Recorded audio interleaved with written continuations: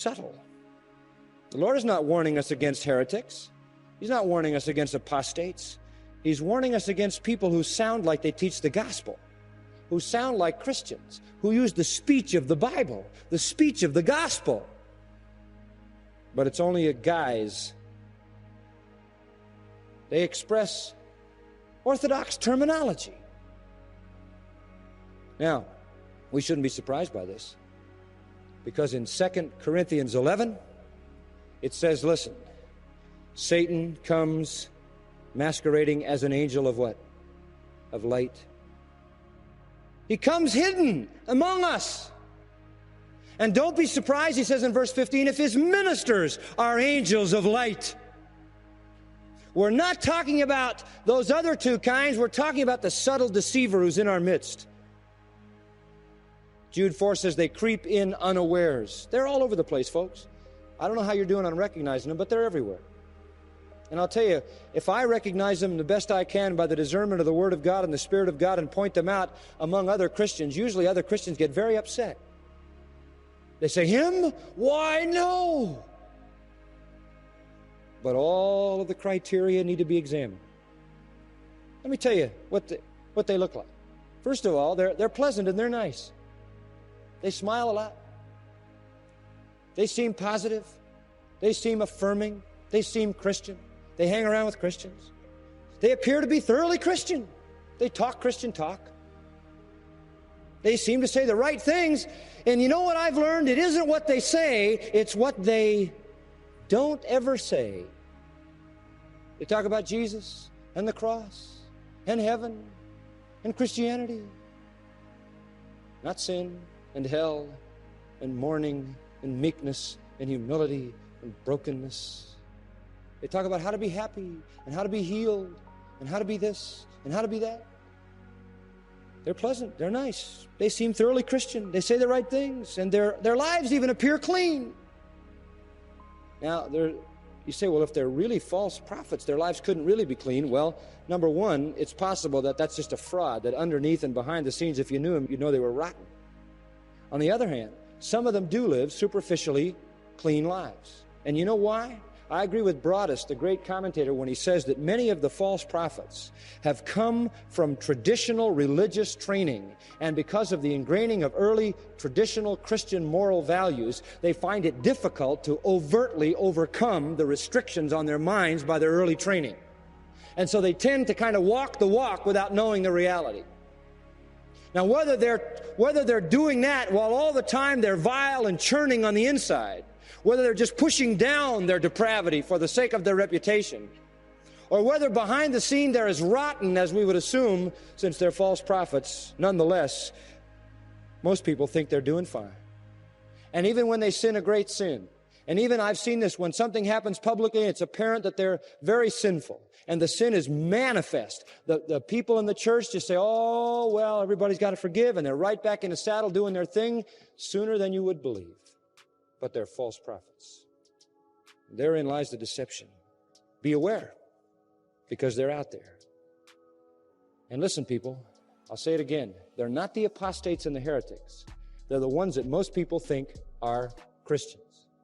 There's a fourth word, and that's the word damnation. Damnation. The false prophets have an end, you know. You say, what's their end? Verse 22. They're going to say, have we not prophesied in your name? We've been your preachers. And by the way, the word prophet here is not used in a revelatory sense that they receive revelation from God. They may claim to have gotten revelations. I'm sure some of them will. We've been proclaiming in your name and preaching in your name and doing all of these things, and I'll profess unto them, I never knew you. Depart. Depart. And you pick up the same word later on, and you're going to find that they departed into everlasting fire. Destruction. Damnation. The great tragedy is that they don't go alone, beloved. They don't go alone. It's tragic they go at all. It's infinitely more tragic that according to verse 13, many there be who go with them. Many follow their pernicious ways. Many buy the lie. And where does it all end? It all ends in destruction and damnation. False prophets are going to be judged. In 2 Peter 2 would be a fitting place to close, I think. There were false prophets among the people. And there shall be false teachers among you, secretly bringing in damnable heresies, even denying the Lord that bought them. Doesn't mean overtly and openly doing it, although some will. Some will be apostate, heretical false teachers. But the others will deny him in truth, though not in verb or voice.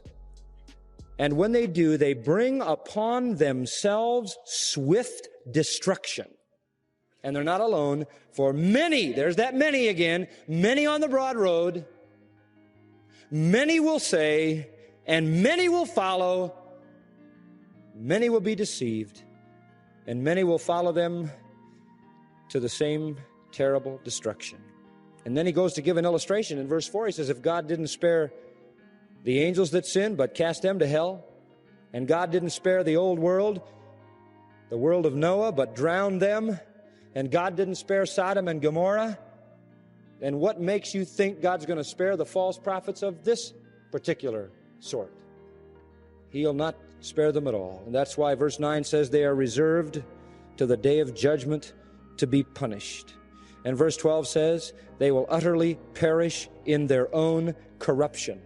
And verse 14 says at the end they are cursed children, or children of a curse, devoted to destruction. And it says at the end of verse 17, the mist of darkness is reserved forever for them. And if you look in the end of the book of Revelation, you'll see that the primary false prophet, the false prophet of the Antichrist in the end time, is taken with the Antichrist and thrown into the lake of fire which burneth forever and ever. So we stand warned, beloved. That's the first word in Matthew 7:15, warning, beware. You understand the definition? You understand the danger and the deception and the damnation? Then you ought to be on the lookout for these people. They come and they are dangerous, and they are doubly dangerous because they are deceptive, and their deception leads to damnation. Now, how do you recognize it? How do you know who they are?